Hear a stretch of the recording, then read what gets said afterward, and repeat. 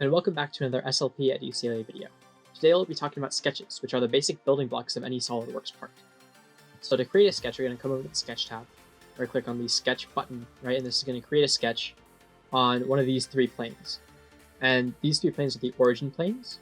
Where they intersect is the origin, right? The 0, 0, 0, and these dotted lines are the axes. So we're going to click on any of the planes, really. So I'm just going to choose the front plane. And we can start with a line. The line, you're going to click once to start it, click again to end it, and double click to cut off the next line, because whenever you start a line, end a line, it's going to continue making a line until you close the loop.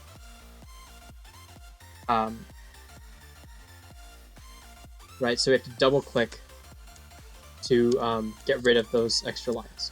And you can see here that it's blue, and what blue means is that the whatever object it is, a line, circle, rectangle, whatever, is underdefined. You can move it around, basically, right? So it doesn't have a set length because I'm told the computer what the length of this line is, right? There's no angle at which this line is parallel or perpendicular, whatever. And the only point I can't move is this point at the origin because I started it at the origin. But if I had done this line over here, you can see if I did this line over here, both of these are blue, and I can move around both of them independently. Move this all around and stuff. Right, so let's undo all that. Right, so what we're going to do to make it not blue, right, to help it out, is we're going to do the Smart Dimension button up here. We're going to come and we're going to say, we're going to click on this, it's going to highlight orange, we're going to click on it, and it's close to 25, so let's say that we want this to be 25 millimeters long. We click enter. Now you can see that when I try to drag this back and forth here, right, it's no longer going to grow in length or decrease in length because I've defined it to be 25 millimeters long, always. You can see it's still rotated around the origin, but let's say I made a new line here. It's going this way, and you can see that there are two numbers there, right? The approximate length of the line is the first one. The second one is the angle to the origin, essentially. So if I do this here, now you can see, since it was horizontal, it's going to automatically know that we want it to be horizontal, right? The only thing I can change now is the length. So let's make this one also 25. Now I can choose the sketch dimension, or the smart dimension over here, and say that these two are 45 degrees apart, right? So what this is showing is that the smart dimension can do more than just lengths, it can do angles too. Right, and so now everything's black, which means it's fully defined. So let's take a look at some of the other things that we can do in sketches. If we come to this drop-down menu, we have this midpoint line here. That will do a midpoint line, essentially. It's pretty straightforward. Instead of going from the end of the line to the end of the line, it goes from the middle of the line to one of the ends of the line, and just symmetric on both sides of the point. And double-click again to get rid of it, right? So now we can move this around. We can say, actually, so what happens here, right? This isn't going to give me the length of this line. It's going to give me the distance, the vertical distance from this bottom point to this top point, right? So that would be, and if I come over here, I can show you this at the same time, this for construction. This is going to be a dotted line, it's a dashed line.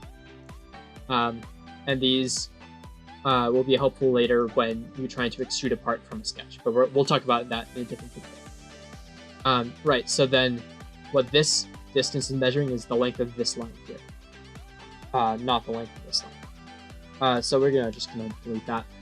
And I want this line, right?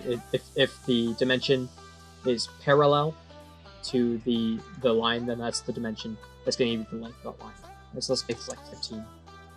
And we can say that this is going to be a strip 60 degrees. Right now everything's black again because I can't move it around. Right, everything's fully defined. So we can take a look at like circles. They're pretty straightforward. The rest of this circle, you go from the center outwards. Clicking on the circle with the smart dimension will give you the diameter. So you can say this is 15. We could do boxes. So this is corner of a rectangle to the corner of a rectangle. Since this point is defined, and we know that rectangles are, 90 degrees each corner, and knows that these two are defined. The only things that are undefined are the lengths. So we could say maybe this is, or 20 is fine, and then this is 10. Now we have a fully defined rectangle.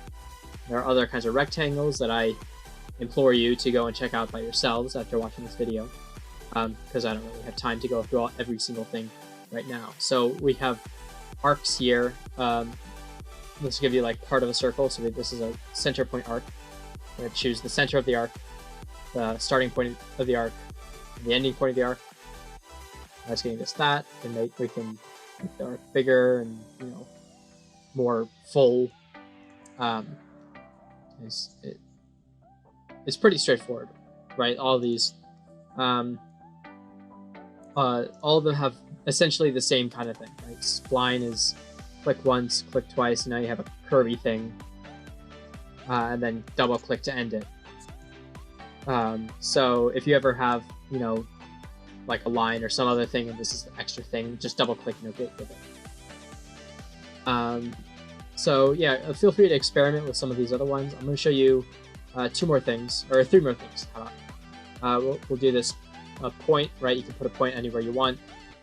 Right, drag it around.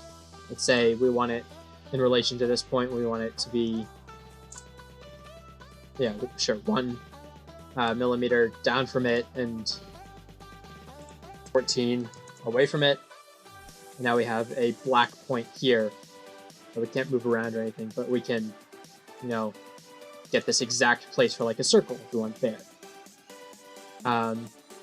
Right, so now let's take a look at this polygon function.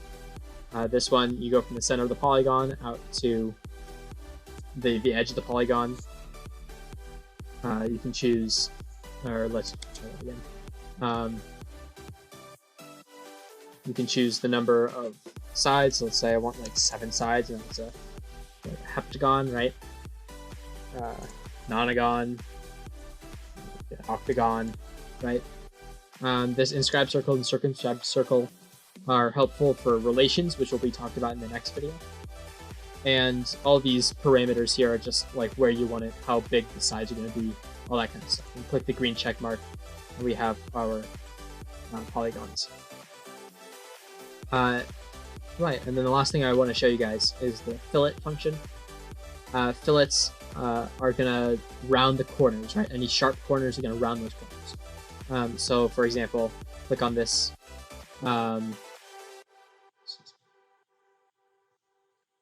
Oh, okay, so sometimes if the fillet is too large, it won't let me do it, so let's try this. Yeah, okay, so since this dimension is only 10, I can't make a fillet that's 10 millimeters in diameter, because 10 millimeters is just like the radius, right? So if we do 5, we can see that the yellow thing here, that's the fillet. We can do this one over here as well. We click the check mark. You can see it rounds the corners. And we can double click on this thing and like change it a little bit. All right. I hope that was informative. Check out the next video. It should be down in the playlist below for more in-depth review of some of the more intricate functions of sketches. I hope you learned a lot today. Have a great day.